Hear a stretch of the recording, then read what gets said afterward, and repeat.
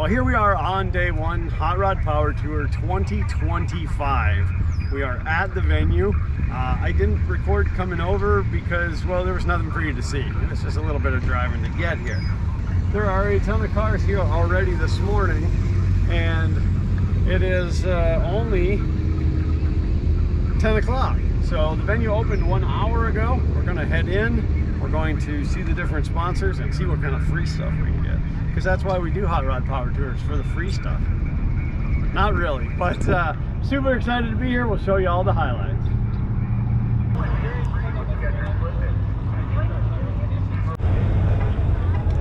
Well, it is now, I don't even know, 3 o'clock. 3 o'clock, and this is the first footage that you're getting to see because I was actually in line at Haggerty for the whole day for my license plate, but it was worth it. It's absolutely phenomenal. But I didn't show you any of the venue, which is, you know, back there.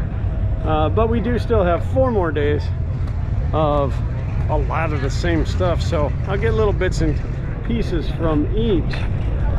But the tough part is being able to show you all these cars. So we're gonna go out to the main parking lot and I'll get some coverage of all of these wonderful automobiles. Oh, it's so muddy. The ground is so soft. Please don't drag any of this mud into the car.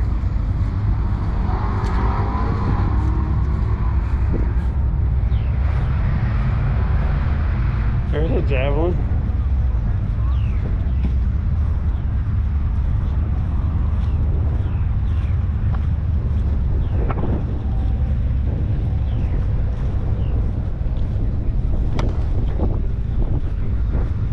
It is quite windy out here today.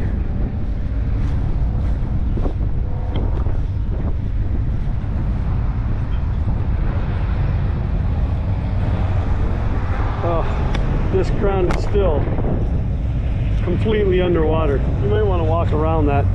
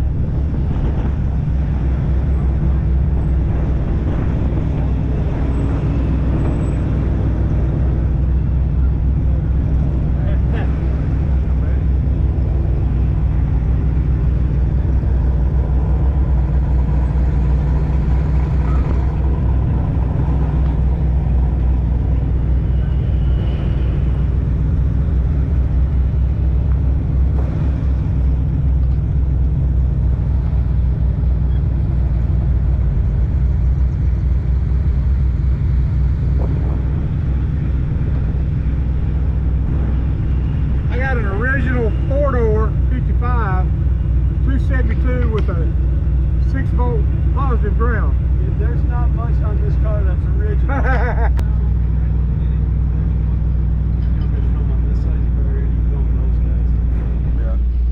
Side for a little while. I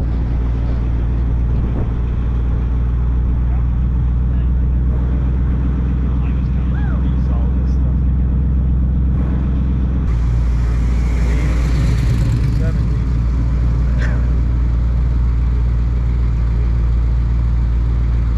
Were they square glass, like steel beam headlights? Or were they the kind composites where they're like molded into the grill? Like the one we seen yesterday. So, like, see how that red cord, how the headlights are like kind of part of the grill? That's the newer ones. But see how this truck is, how it's got the square headlights? Those are considered seal beam headlights.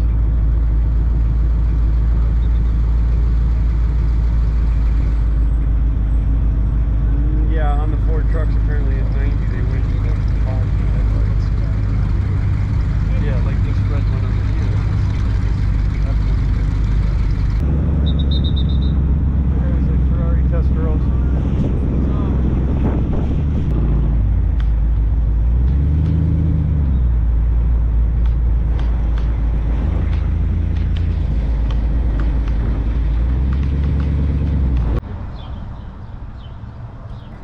So here I am out in the parking lot of the hotel, and yes, that is my distributor pulled apart. I made comments a couple of times through this, leading up to not only leaving but during the trip, that something isn't right with the timing, and I'll definitely show a little bit of what I'm talking about. But I think the distributor's just plumb wore out. It's 70 years old to the best of my knowledge, so I went ahead and picked up a new one from Summit on the way up through Georgia, and I'm going to show you what I'm looking at.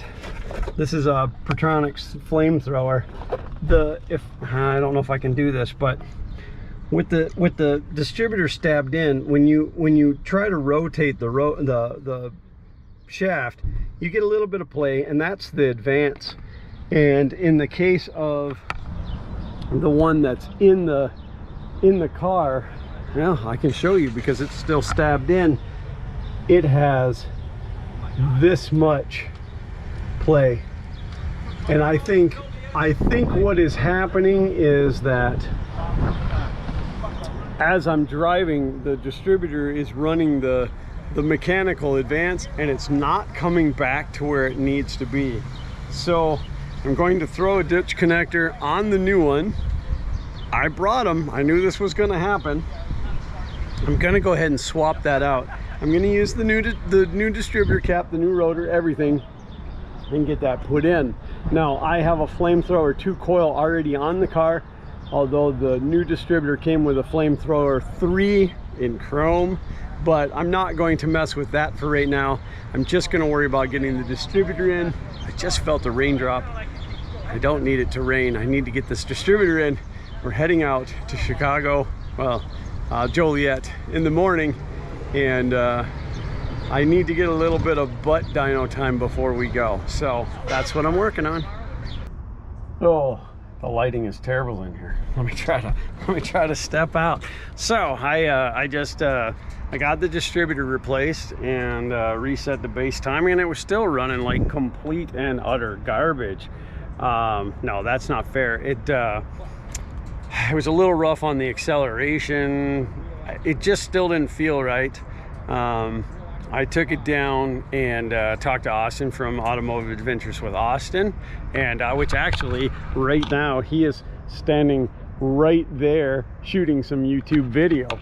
And I took him for, like we looked at it, we changed some timing again, took him for a ride. Day and night difference. In fact, he recorded that for a video on his channel, so you can go over and check that out. I will put a link to his channel in the description, and if I can remember, I'll put it whatever, I don't know, whatever corner it ends up in. But I think she's ready to go to Joliet. Juliet, whatever the name of the town is that we're going to. But yeah, it still needs a little tweaking, but I think we're ready for the run. I think it'll be good. I do have to go up now and edit this video that you are watching right now. I know it wasn't a long one, there was a lot of content, but I've already explained that to you. And looking forward to hitting the road tomorrow. If you haven't yet subscribed, hit that subscribe button, ring the bell for notifications so you never miss one of my uploads. And as always, thanks for watching.